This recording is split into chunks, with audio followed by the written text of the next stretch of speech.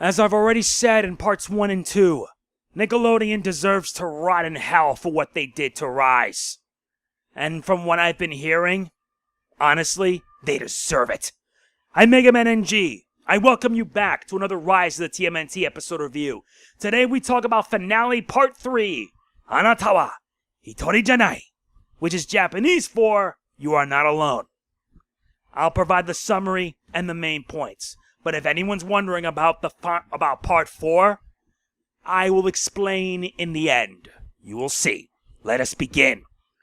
After the events of the last episode, the turtles have escaped, while Draxum and Splinter stay behind to buy them time. Everyone knows that they are in their lowest point. No weapons, no lair, and with it, no hope. Raph suggests a plan, but one problem. How? Meanwhile, the Shredder knows that Karai has escaped, and requires Empryean to complete his plan. Draxum's more than willing to help. The turtles must prep for their greatest challenge yet. But will it be enough to stop Shredder, save their family, and the world? Another new episode, another new review. Again, as I've said, and I'm gonna keep saying it, Nickelodeon can burn forever in the darkest depths, the deepest layers of hell itself. I'm gonna keep saying this because they did this show dirty, and upon learning why, which I'll most likely explain in the finale, the part 4 review, it's gonna be massively ugly and brutal. This is part 3 of the 4-part series finale. The fact that these guys had to do it in 6 weeks shows their dedication, that even in the toughest of times, they always come out on top, and it's no exception.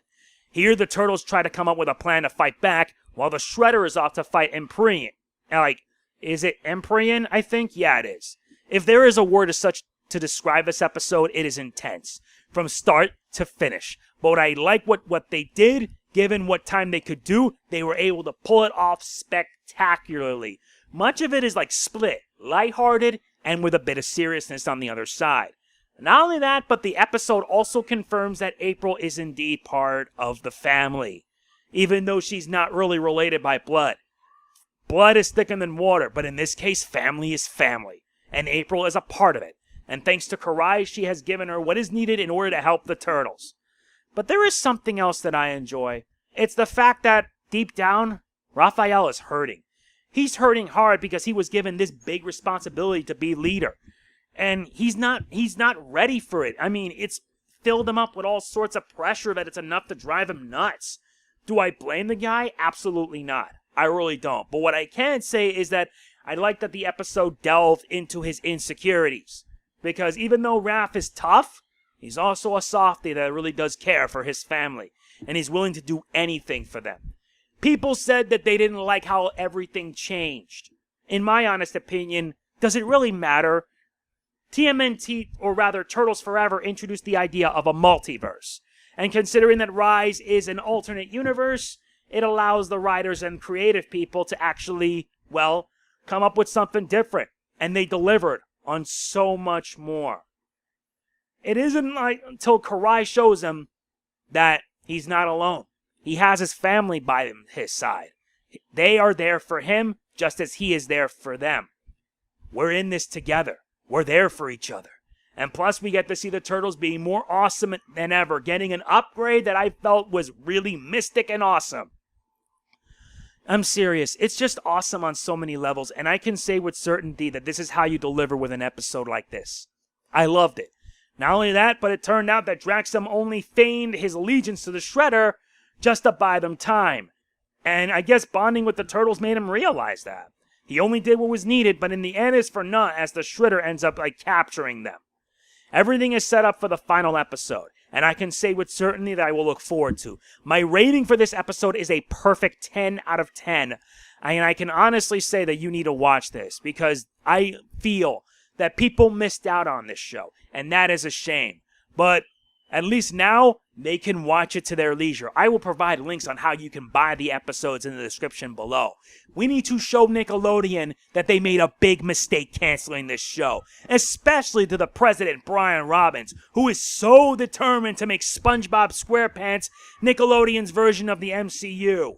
He's already announced a new spin-off along with Camp Coral, the Patrick Star Show. But we know with spin-offs, they can go very bad. Just tell that to Planet Sheen. As for the finale, you're not going to see it until Wednesday. I need a bit of time. I need a lot of time. A lot of time to decipher, to plan, to make this big episode review worth it. It's going to be a big one, I tell you, because I will not only cover my thoughts on the episode, but also on the series and how Nickelodeon did it dirty. And honestly, they do not deserve any more of your time, which is why I use the hashtag boycott Nickelodeon. Some people say that it's not the best option. But thing is, Nickelodeon has been doing this for years. They have screwed over shows that had a lot of potential for one reason or another. And the biggest reason was that it didn't follow the SpongeBob level of ratings that it should. If a show doesn't hit that mark, it ends up on Nicktoons Network or worse, outright abandoned. That was how the creator of Making Fiends felt when, well, she ended up losing the rights to her creation because she gave it up to Nickelodeon. And Nickelodeon did her dirty.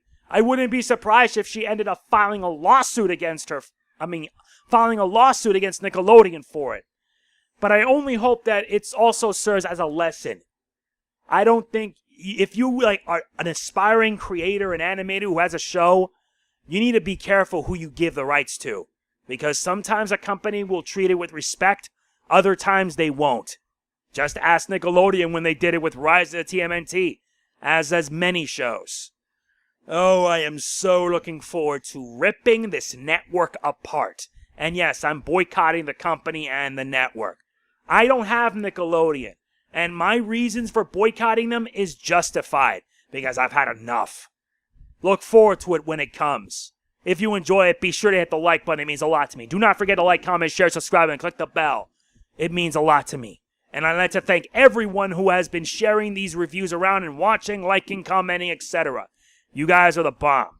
We need to tell Netflix that Rise deserves another chance. This is MegamanNG signing off. Peace out. Burn in hell, Nickelodeon. Anatawa Hitorijanai. Watashi tasha issho ni imasen. You are not alone. We're in this together.